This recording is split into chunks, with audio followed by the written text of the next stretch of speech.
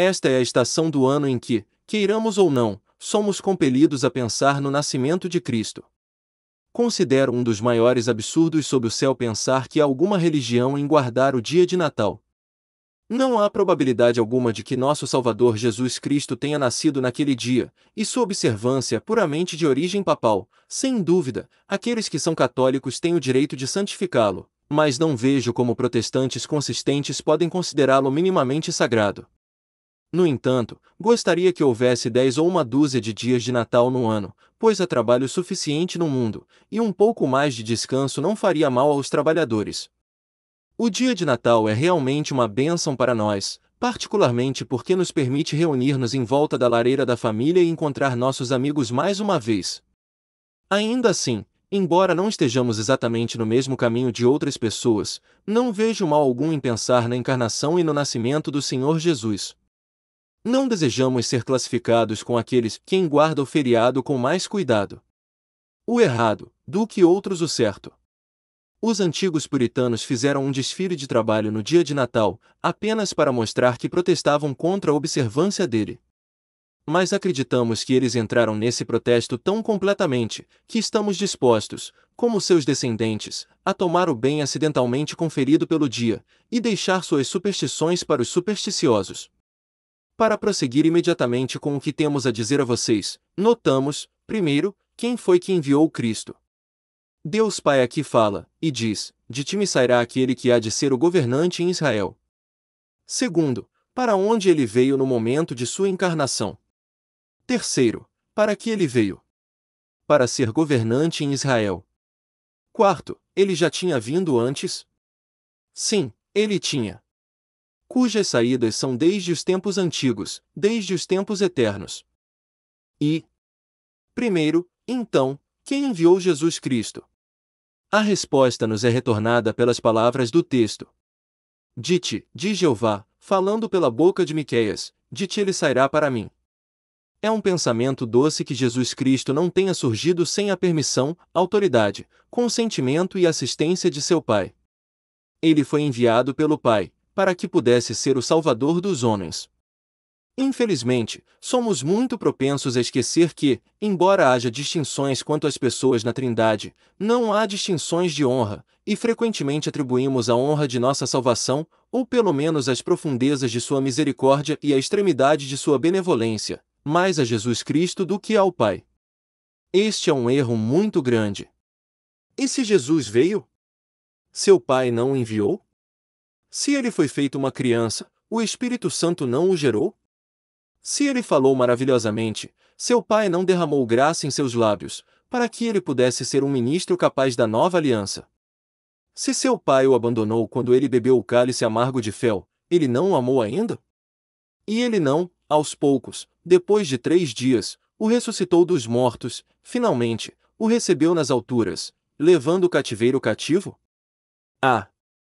Amado, aquele que conhece o Pai, o Filho e o Espírito Santo como deveria conhecê-los, nunca coloca um antes do outro, ele não é mais grato a um do que ao outro, ele os vê em Belém, no Getsêmani e no Calvário, todos igualmente engajados na obra da salvação. Ele virá a mim. Ó cristão, você depositou sua confiança no homem Cristo Jesus? Você depositou sua confiança somente nele?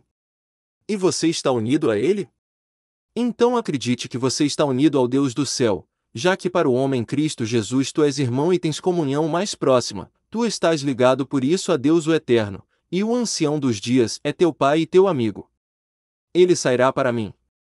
Você nunca viu a profundidade do amor que havia no coração de Jeová, quando Deus Pai equipou seu Filho para o grande empreendimento da misericórdia.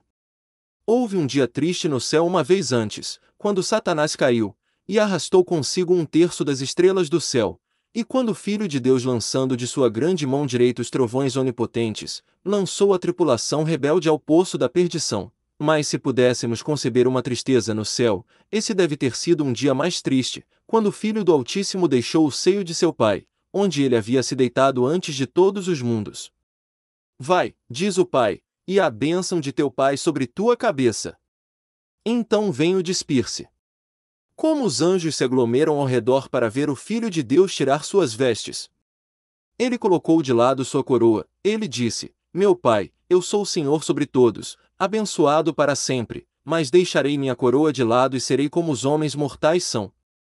Ele se despoja de seu brilhante colete de glória. Pai, ele diz, vestirei um manto de barro, tal como os homens vestem.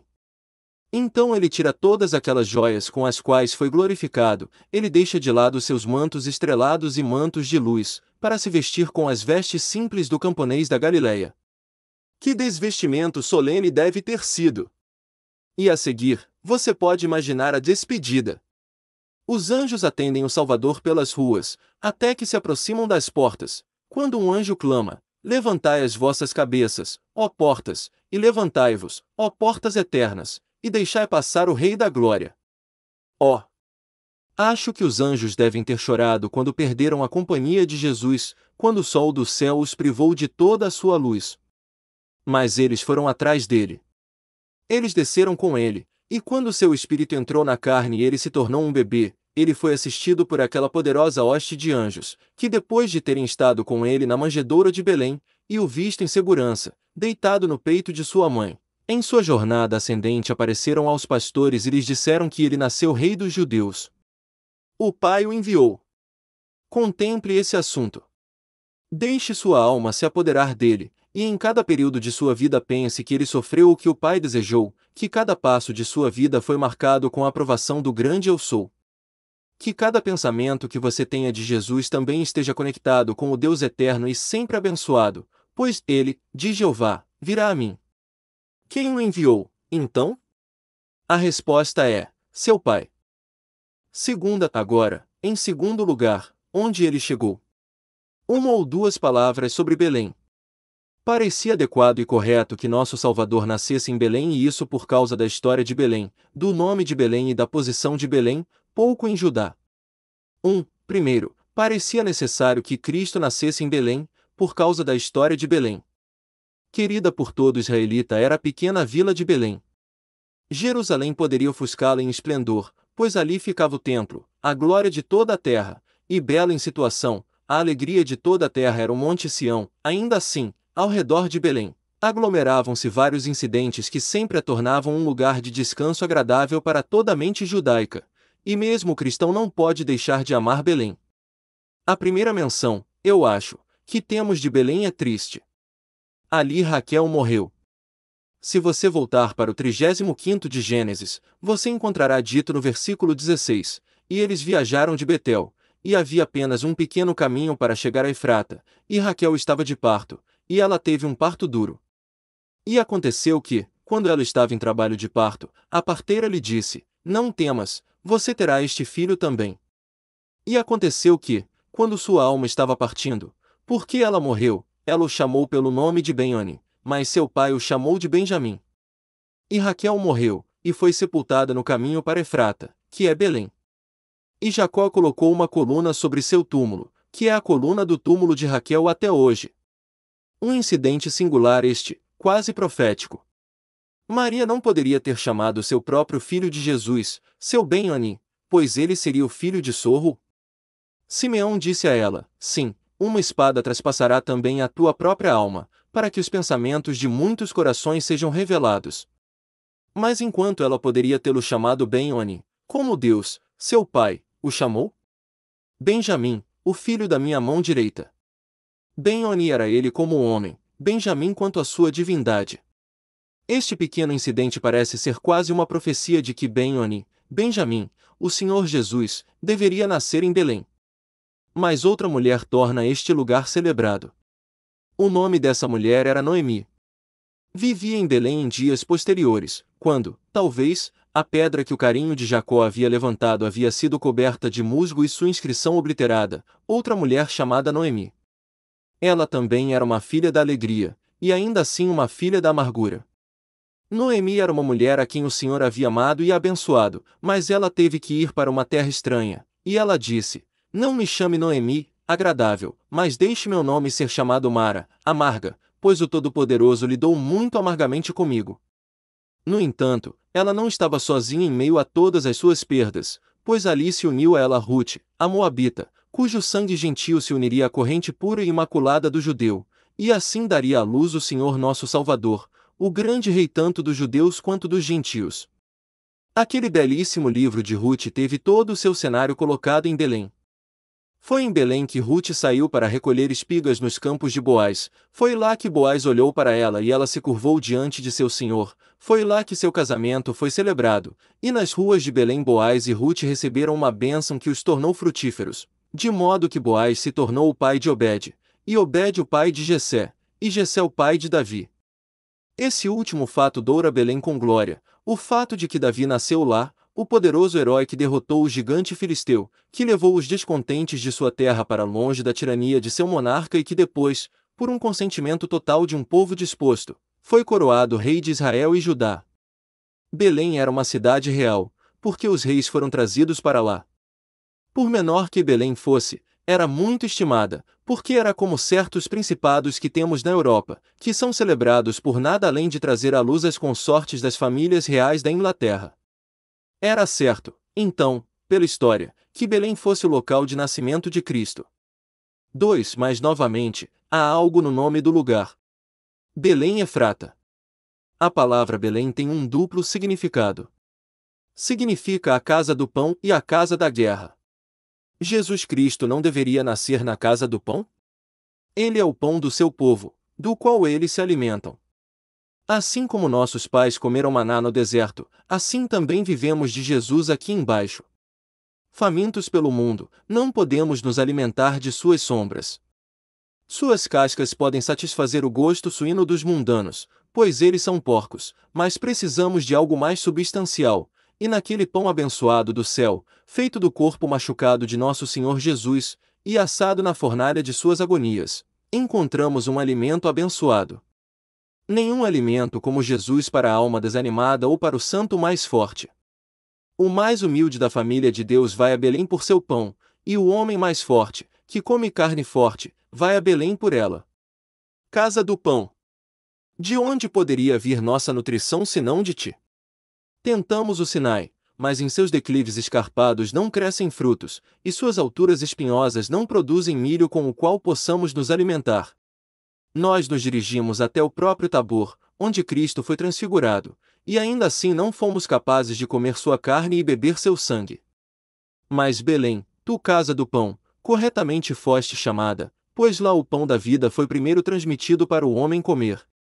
E também é chamada de a casa da guerra, porque Cristo é para um homem na casa do pão, ou então a casa da guerra. Enquanto ele é alimento para os justos, ele causa guerra aos ímpios, de acordo com sua própria palavra. Não penseis que vim trazer paz à terra, não vim trazer paz, mas espada. Porque vim pôr em dissensão o homem contra seu pai, e a filha contra sua mãe, e a nora contra sua sogra. E os inimigos do homem serão os da sua própria casa. Pecador! Se não conheces Belém como a casa do pão, ela será para ti uma casa de guerra.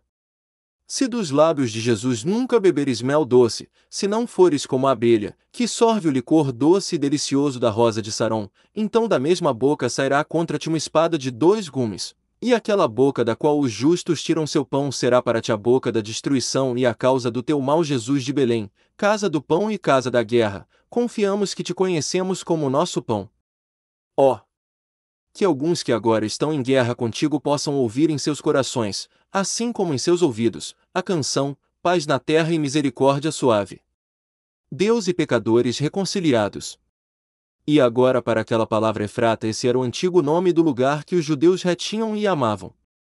O significado dele é fecundidade ou abundância. Jesus nasceu bem na casa da fecundidade, pois de onde vem minha fecundidade e qualquer fecundidade, meu irmão, senão de Belém? Nossos pobres corações estéreis nunca produziram um fruto, ou flor, até que foram regados com o sangue do Salvador. É sua encarnação que engorda o solo de nossos corações. Havia espinhos cortantes em todo o chão, e venenos mortais, antes que ele viesse, mas nossa fecundidade vem dele. Eu sou como um abeto verde, de ti é meu fruto encontrado. Todas as minhas fontes estão em ti. Se formos como árvores plantadas pelos rios de água, produzindo nossos frutos em nossa estação, não é porque éramos naturalmente frutíferos, mas por causa dos rios de água pelos quais fomos plantados. É Jesus que nos torna frutíferos. Se um homem permanecer em mim, ele diz, e minhas palavras permanecerem nele, ele dará muito fruto. Gloriosa Belém Efrata! Nomeada corretamente.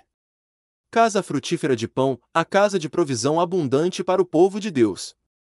3. Notamos, a seguir, a posição de Belém. Disse que é pequena entre os milhares de Judá. Por que isso? Porque Jesus Cristo sempre anda entre os pequenos. Ele nasceu no pequeno entre os milhares de Judá. Não no alto monte de Bazã, nem no monte real de Hebrom, nem nos palácios de Jerusalém, mas na humilde, mas ilustre, vila de Belém.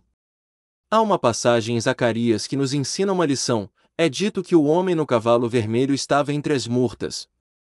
Agora, as murtas crescem na base do monte, e o homem no cavalo vermelho sempre cavalga ali.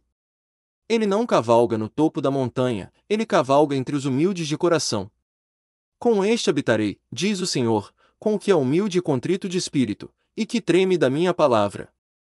Há alguns pequenos aqui esta manhã, pequenos entre os milhares de Judá. Ninguém nunca ouviu seu nome, não é? Se você fosse enterrado e tivesse seu nome em sua lápide, ele nunca seria notado. Aqueles que passam por perto diriam, não é nada para mim, eu nunca o conheci. Você não sabe muito sobre si mesmo, ou pensa muito sobre si mesmo, você mal sabe ler, talvez. Ou se você tem algum talento e habilidade, você é desprezado entre os homens, ou, se você não é desprezado por eles, você despreza a si mesmo. Você é um dos pequenos. Bem, Cristo sempre nasce em Belém entre os pequenos. Grandes corações nunca recebem Cristo dentro deles. Cristo não está em grandes corações, mas em pequenos. Espíritos poderosos e orgulhosos nunca têm Jesus Cristo, pois ele entra por portas baixas, mas não entra por portas altas. Aquele que tem um coração partido e um espírito abatido terá o Salvador, mas ninguém mais. Ele não cura o príncipe e o rei, mas os quebrantados de coração, e ele cuida de suas feridas. Doce pensamento! Ele é o Cristo dos pequenos. Tu, Belém Efrata, ainda que pequena entre milhares de Judá, de ti me sairá aquele que há de governar em Israel. Não podemos deixar de pensar nisso sem outro pensamento aqui, que é: quão maravilhosamente misteriosa foi aquela providência que trouxe a mãe de Jesus Cristo a Belém no exato momento em que ela deveria dar à luz. Seus pais estavam residindo em Nazaré, e para que eles iriam querer viajar naquele momento? Naturalmente, eles teriam permanecido em casa. Não era nem um pouco provável que sua mãe tivesse viajado para Belém enquanto estivesse em uma condição tão peculiar, mas César Augusto emite um decreto para que eles sejam taxados. Muito bem, então, que sejam taxados em Nazaré. Não, agrada a ele que todos eles devam ir para sua cidade. Mas por que César Augusto pensaria nisso naquele momento específico? Simplesmente porque, enquanto o homem planeja seu caminho, o coração do rei está nas mãos do Senhor. Ora, que 1000 chances, como o mundo tem, se encontraram para provocar esse evento. Primeiro de tudo, César briga com Herodes. Um dos Herodes foi deposto. César diz: impostos sobre a Judéia, e farei dela uma província, em vez de tê-la como um reino separado. Bem, isso deve ser feito. Mas quando isso deve ser feito? Dizem que essa tributação foi iniciada quando Cireneu era governador. Mas por que o censo deve ser feito naquele período específico, suponha, dezembro? Por que não tê-lo feito em outubro passado e por que as pessoas não podiam ser tributadas onde estavam vivendo? O dinheiro delas não era tão bom lá quanto em qualquer outro lugar? Foi o capricho de César, mas foi o decreto de Deus. Oh! Nós amamos a sublime doutrina da predestinação absoluta eterna. Alguns duvidaram que ela fosse consistente com a livre agência do homem. Sabemos bem que é assim, e nunca vimos nenhuma dificuldade no assunto. Acreditamos que os metafísicos criaram dificuldades, nós mesmos não vemos nenhuma. Cabe a nós acreditar que o homem faz o que lhe agrada, mas, apesar disso, ele sempre faz o que Deus decreta. Se Judas trai Cristo, para isso ele foi designado, e se o faraó endurece seu coração, ainda assim, para este propósito te levantei, para mostrar meu poder em ti. O homem faz o que quer, mas Deus o faz fazer o que quer também.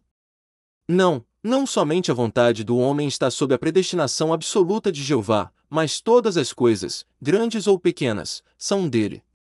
Bem disse o bom poeta: sem dúvida, a navegação de uma nuvem tem a providência como seu piloto, sem dúvida, a raiz de um carvalho é retorcida para um propósito especial, Deus circunda todas as coisas, envolvendo o globo como o ar. Não há nada grande ou pequeno que não seja dele. A poeira do verão se move em sua órbita, guiada pela mesma mão que rola as estrelas. As gotas de orvalho têm seu pai e pingam na folha de rosa como Deus as ordena. Sim, as folhas secas da floresta, quando arremessadas pela tempestade, têm sua posição designada onde cairão, nem podem ir além dela. No grande e no pequeno, há Deus, Deus em tudo trabalhando todas as coisas de acordo com o conselho de sua própria vontade, e embora o homem procure ir contra seu Criador, ele não pode.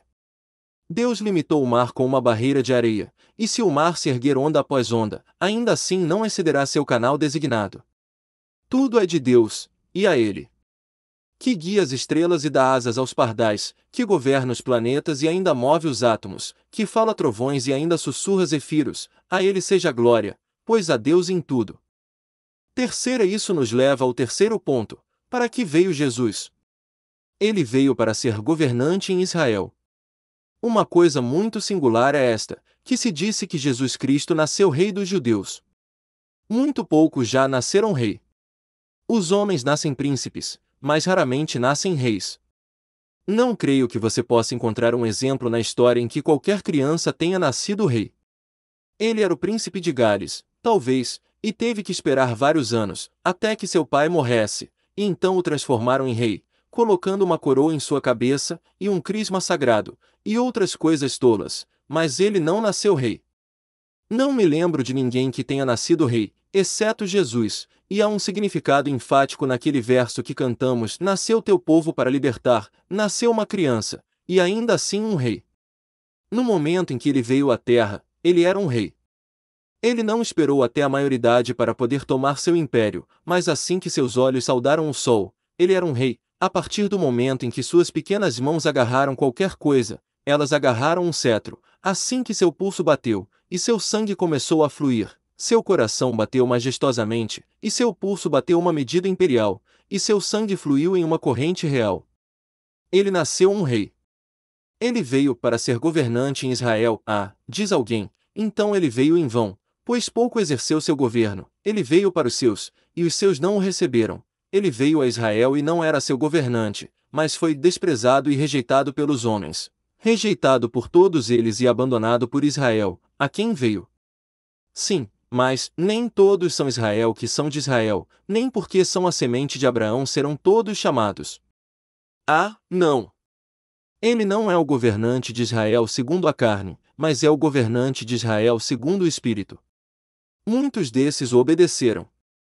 Os apóstolos não se curvaram diante dele e o reconheceram como seu rei? E agora, Israel não o saúda como seu governante?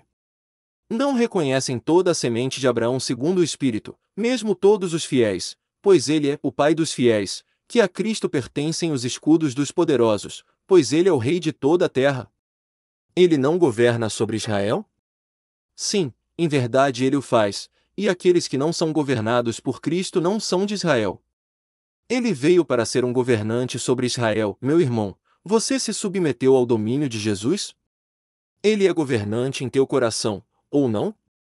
Podemos conhecer Israel por isto: Cristo veio aos seus corações, para ser o governante sobre eles. Diz um, eu faço o que eu quero, eu nunca fui escravo de nenhum homem. Então você odeia o governo de Cristo. Diz outro, eu me submeto ao meu ministro, ao meu clérigo, ou ao meu padre, e eu acho que o que ele me diz é o suficiente, pois ele é meu governante. Você sabe? Pobre escravo, você não conhece sua dignidade, pois ninguém é seu governante legítimo, exceto o Senhor Jesus Cristo. Diz outro, eu professei sua religião, e eu sou seu seguidor. Mas ele governa em seu coração? Ele comanda sua vontade? Ele guia seu julgamento? Você já buscou conselho em suas mãos em suas dificuldades? Você está desejoso de honrá-lo e colocar coroas em seu coração? Ele é seu governante? Se sim, então você é um de Israel, pois está escrito: ele virá para ser governante em Israel. Bendito Senhor Jesus! Tu és o governante nos corações do teu povo, e sempre serás. Não queremos outro governante, exceto tu mesmo, e não nos submeteremos a nenhum outro. Somos livres, porque somos servos de Cristo, estamos em liberdade, porque Ele é nosso governante, e não conhecemos servidão nem escravidão, porque somente Jesus Cristo é o monarca dos nossos corações. Ele veio para ser governante em Israel, e observe que sua missão ainda não foi cumprida completamente, e não será até as glórias dos últimos dias. Em pouco tempo você verá Cristo vir novamente, para ser governante sobre seu povo Israel, e governante sobre eles não apenas como Israel espiritual, mas até mesmo como Israel natural, pois os judeus serão restaurados em sua terra, e as tribos de Jacó ainda cantarão nos salões de seu templo. A Deus serão novamente oferecidos cânticos hebraicos de louvor, e o coração do judeu descrente será derretido aos pés do verdadeiro Messias. Em pouco tempo, aquele que em seu nascimento foi aclamado Rei dos Judeus pelos orientais, e em sua morte foi escrito Rei dos Judeus por um ocidental, será chamado Rei dos Judeus em todos os lugares, sim, Rei dos Judeus e gentios também, naquela monarquia universal cujo domínio será coextensivo com o globo habitável, e cuja duração será contemporânea com o próprio tempo. Ele veio para ser um governante em Israel, e um governante decididamente ele será, quando reinar entre seu povo com seus anciãos gloriosamente. Quarta, e agora, a última coisa é: Jesus Cristo já veio antes? Nós respondemos: sim, pois nosso texto diz, cujas saídas são desde os tempos antigos, desde os tempos eternos. Primeiro, Cristo teve suas saídas em sua divindade. Desde a eternidade. Ele não foi uma pessoa secreta e silenciosa até este momento. Aquela criança recém-nascida ali fez maravilhas há muito tempo. Aquela criança dormindo nos braços de sua mãe é a criança de hoje, mas é a ancestral da eternidade. Aquela criança que está ali não fez sua aparição no palco deste mundo. Seu nome ainda não está escrito no calendário dos circuncidados, mas ainda assim, embora você não saiba, suas saídas são antigas, desde a eternidade. Desde a antiguidade ele saiu como nossa cabeça da aliança na eleição, conforme nos escolheu nele, antes da fundação do mundo. Cristo seja meu primeiro eleito, disse ele, então escolheu nossas almas em Cristo, nossa cabeça.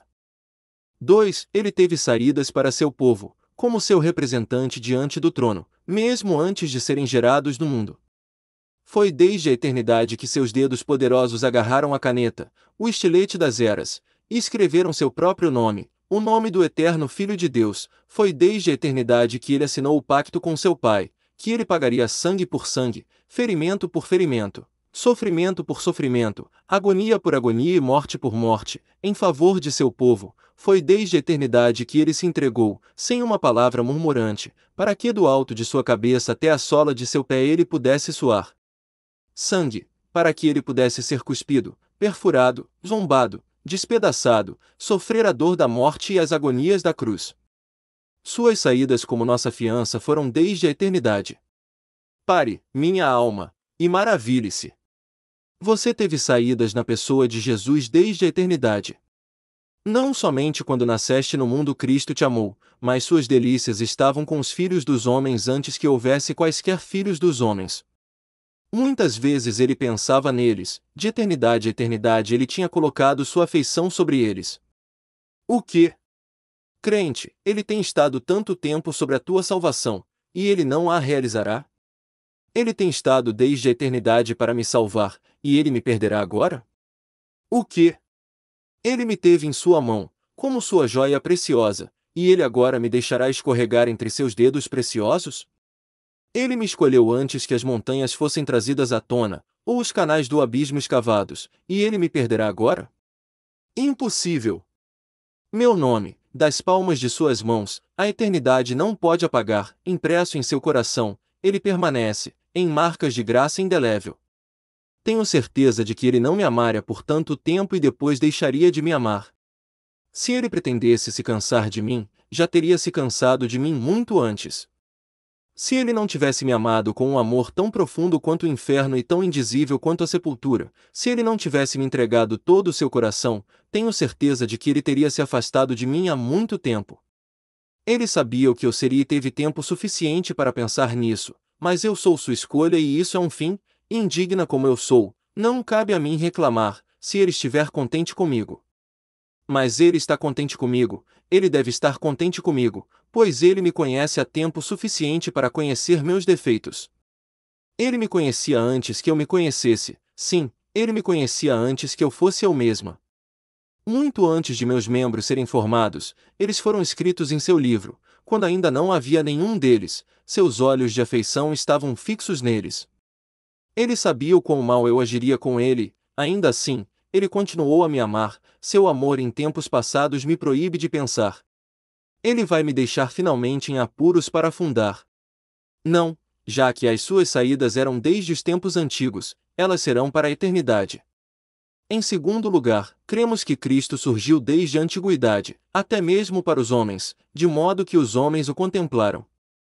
Não vou parar para dizer que foi Jesus quem andou no jardim do Éden no frescor do leito, pois suas delícias estavam com os filhos dos homens, nem vou detê-lo apontando todas as várias maneiras pelas quais Cristo veio ao seu povo na forma do anjo da aliança, o Cordeiro Pascal, e 10.000 tipos com os quais a história sagrada é tão repleta, mas, em vez disso, vou apontar 4 ocasiões em que Jesus Cristo, nosso Senhor, apareceu na terra como um homem, antes de sua grande encarnação para nossa salvação.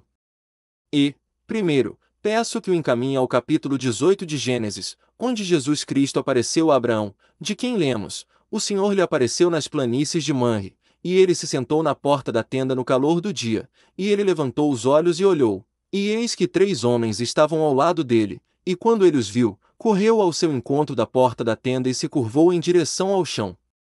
Mas a quem ele se curvou? Ele disse: meu senhor, apenas para um deles. Havia um homem entre os outros 2, o mais notável por sua glória, pois ele era o Deus homem Cristo, os outros 2 eram anjos criados, que por um tempo assumiram a aparência de homens. Mas este era o homem Cristo Jesus. E ele disse: meu senhor, se agora tenho achado graça aos teus olhos, não passes, peço-te, de teu servo, deixa, peço-te, que se traga um pouco de água, e lave os teus pés, e descanse debaixo da árvore. Você notará que este homem majestoso, esta pessoa gloriosa, ficou para trás para falar com Abraão. No versículo 22 é dito: e os homens viraram seus rostos dali e foram em direção a Sodoma, isto é, 2 deles, como você verá no próximo capítulo, mas Abraão ainda estava diante do Senhor. Você notará que este homem, o Senhor, manteve doce comunhão com Abraão, e permitiu que Abraão pleiteasse pela cidade que ele estava prestes a destruir. Ele estava na forma positiva de homem, de modo que quando ele andou pelas ruas da Judéia não foi a primeira vez que ele era um homem. Ele o foi antes, na planície de Manre, no calor do dia. Há outro exemplo, sua aparição a Jacó, que você registrou no capítulo 32 de Gênesis e no versículo 24. Toda a sua família tinha ido embora, e Jacó ficou sozinho, e lutou com ele um homem até o romper do dia. E quando viu que não prevalecia contra ele, tocou na juntura de sua coxa, e a juntura da coxa de Jacó se deslocou, enquanto ele lutava com ele. E ele disse: deixa-me ir, pois o dia já rompe. E ele disse: não te deixarei ir, se não me abençoares. E ele lhe disse: qual é o teu nome? E ele disse: Jacó. E ele disse: teu nome não será mais chamado Jacó, mas Israel, porque como um príncipe tens poder com Deus. Este era um homem, e ainda assim Deus. Porque como um príncipe tens poder com Deus e com os homens, e prevaleceste. E Jacó soube que este homem era Deus, pois ele diz no versículo 30, pois vi Deus face a face. E minha vida foi preservada. Outro exemplo que você encontrará no livro de Josué. Quando Josué cruzou o estreito riacho do Jordão, e entrou na terra prometida, e estava prestes a expulsar os cananeus, eis que este poderoso homem Deus apareceu a Josué. No capítulo 5, no versículo 13, lemos: e aconteceu que, quando Josué estava perto de Jericó, levantou os olhos e olhou, e eis que estava um homem de pé diante dele com a espada desembainhada na mão, e Josué foi até ele, e, como um bravo guerreiro, como ele era, disse-lhe: és tu por nós ou pelos nossos adversários? E ele disse: não, mas como capitão do exército do Senhor, agora vim. E Josué viu imediatamente que havia divindade nele, pois Josué caiu com o rosto em terra, adorou e disse-lhe: O que diz meu senhor ao seu servo? Agora, se este tivesse sido um anjo criado, ele teria repreendido Josué e dito: Eu sou um dos teus conservos. Mas não, o capitão do exército do Senhor disse a Josué: Tira o sapato do teu pé, porque o lugar em que estás é santo. E Josué assim fez. Outro exemplo notável é o registrado no terceiro capítulo do livro de Daniel, onde lemos o relato de Sadraque, Mesaque e Abednego sendo lançados na fornalha ardente, que era tão feroz que destruiu os homens que os jogaram. De repente, o rei disse aos seus conselheiros: Não lançamos nós 3 homens atados no meio do fogo? Eles responderam e disseram ao rei: É verdade, ó rei. Ele respondeu e disse: Eis que vejo 4 homens soltos, andando no meio do fogo, e não sofrem nenhum dano, e a aparência do quarto é semelhante à do Filho de Deus. Como Nabucodonosor deveria saber disso? Apenas que havia algo tão nobre e majestoso na maneira como aquele homem maravilhoso se portava, e alguma influência terrível sobre ele, que tão maravilhosamente quebrou os dentes consumidores daquela chama cortante e devoradora, de modo que ela não conseguiu nem mesmo chamuscar os filhos de Deus. Nabucodonosor reconheceu sua humanidade. Ele não disse: Vejo 3 homens e um anjo, mas disse: Vejo 4 homens positivos, e a forma do quarto é como o Filho de Deus. Você vê, então, o que significa suas saídas sendo desde a eternidade. Ali estava um homem diante dele com sua espada desembainhada na mão, e Josué foi até ele, e, como um bravo guerreiro, como ele era, disse-lhe: És tu por nós, ou por nossos adversários? E ele disse: Não, mas como capitão do exército do Senhor, agora vim.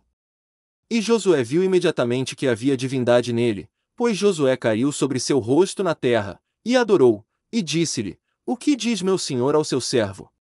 Agora, se este tivesse sido um anjo criado, ele teria reprovado Josué, e dito: Eu sou um dos teus conservos. Mas não, o capitão do exército do Senhor disse a Josué: Tira o sapato do teu pé, porque o lugar em que estás é santo. E Josué assim fez.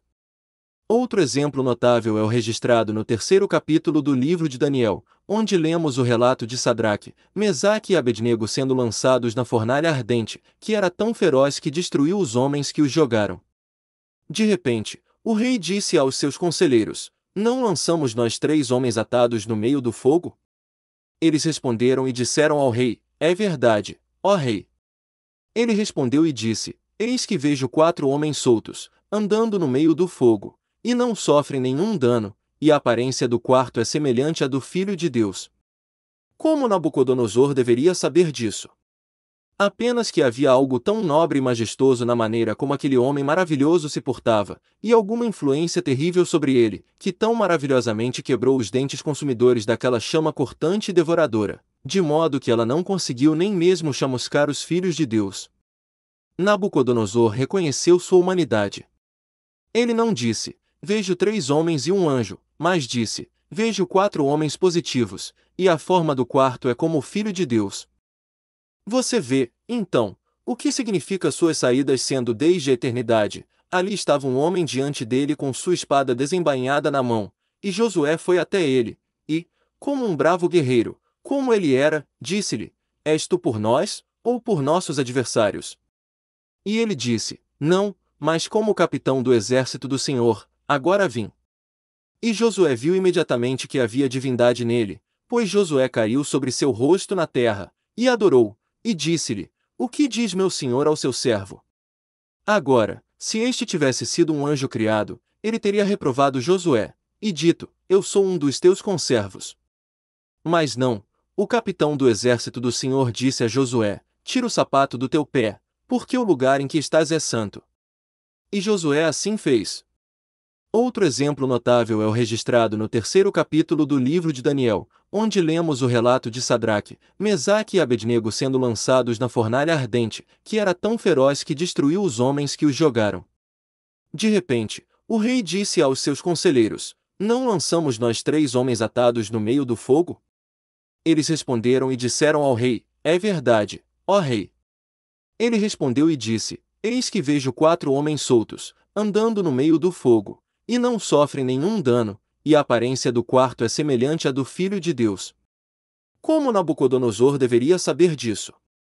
Apenas que havia algo tão nobre e majestoso na maneira como aquele homem maravilhoso se portava, e alguma influência terrível sobre ele, que tão maravilhosamente quebrou os dentes consumidores daquela chama cortante e devoradora, de modo que ela não conseguiu nem mesmo chamuscar os filhos de Deus. Nabucodonosor reconheceu sua humanidade. Ele não disse, vejo 3 homens e um anjo, mas disse, vejo 4 homens positivos, e a forma do quarto é como o Filho de Deus. Você vê, então, o que significa suas saídas sendo desde a eternidade. De repente, o rei disse aos seus conselheiros, não lançamos nós 3 homens atados no meio do fogo? Eles responderam e disseram ao rei, é verdade, ó rei. Ele respondeu e disse, eis que vejo 4 homens soltos, andando no meio do fogo, e não sofrem nenhum dano, e a forma do quarto é semelhante ao Filho de Deus. Como Nabucodonosor deveria saber disso?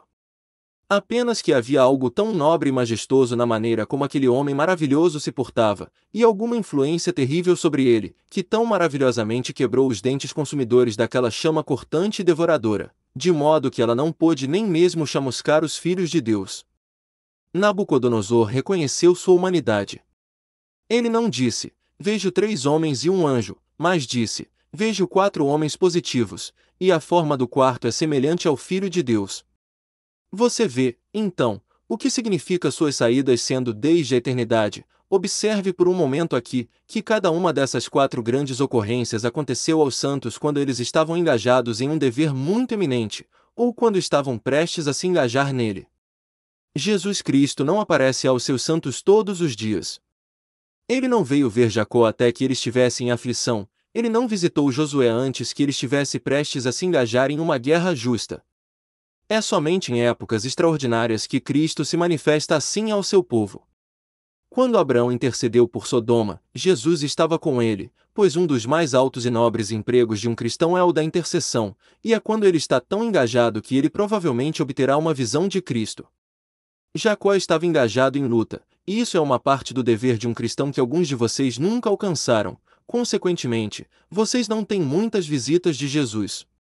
Foi quando Josué estava exercendo bravura que o Senhor o encontrou. Assim com Sadraque, Mesaque e Abednego, eles estavam nos altos lugares da perseguição, por conta de sua adesão ao dever, quando ele veio até eles e disse, eu estarei com vocês, passando pelo fogo. Existem certos lugares peculiares em que devemos entrar para nos encontrarmos com o Senhor.